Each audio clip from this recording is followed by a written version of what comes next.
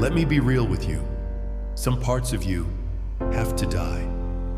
Not tomorrow, not someday. Now. Because the version of you you're clinging to is suffocating the version God is trying to raise up. And you know it. You feel it.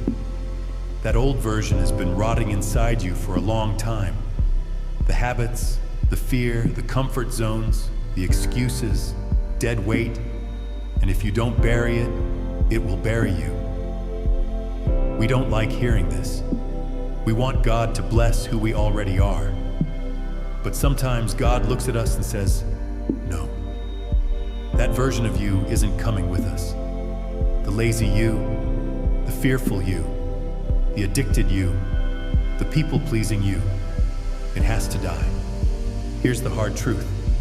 You can't pray your way around it. You can't fast your way out of it. You have to let God cut it out of you. And cutting hurts. The hardest person to leave behind is you. The you who stayed small so others felt comfortable. The you who kept crawling back to what was toxic because at least it was familiar. The you who chose comfort over calling. That corpse has to stay in the grave. But here's the problem. We're addicted to the familiar. We go back to cages even when the door is wide open. We cling to chains even when God already broke them. Because at least we know their weight. But God didn't call you to stay stuck. He didn't call you to play it safe. He called you to be holy, to be different, to be new. And new always demands a funeral. Something has to die, so something greater can rise. That's why Jesus said, unless a grain of wheat falls into the ground and dies, it remains alone. But if it dies, it produces much fruit. Death is not the end. It's the doorway.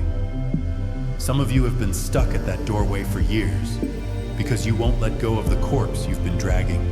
And yes, dying hurts. It feels like losing yourself. It feels like losing the only identity you've ever known. You'll cry for the old you. You'll miss the chains. You'll miss the cage. You'll grieve. And grief will make you think God abandoned you. But hear me. He hasn't abandoned you. He's remaking you. The potter never abandons the clay, even when he breaks it to shape it again. Pruning isn't punishment, it's preparation. Cutting isn't cruelty, it's care. God is removing what cannot survive in your next level. Because if you carry it forward, it will kill the blessing waiting for you. And you already know this. Every time you tried to mix the old you with the new season, it fell apart. That wasn't coincidence.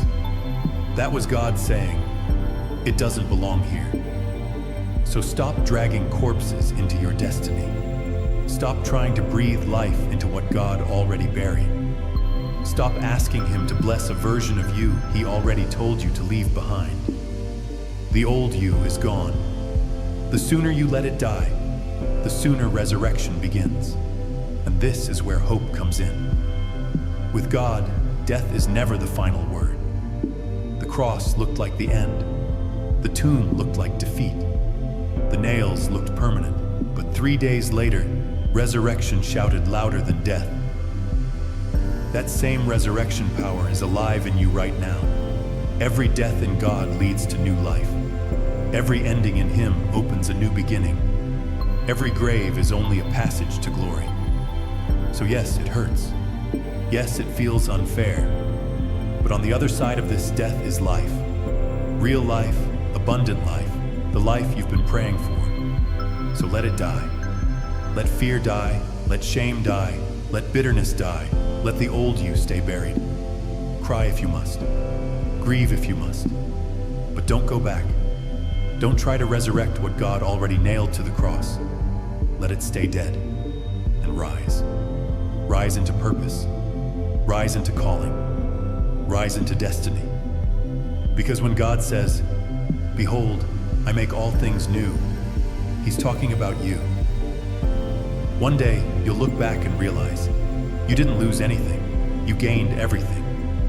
It wasn't a loss, it was an upgrade. God never cuts without purpose. He never buries without a plan for resurrection. He never asks you to die without preparing you to live fuller than ever before. So stop looking back. Stop crying over the corpse. Walk forward. The old you is gone. The new you is here. And God is waiting for you on the other side.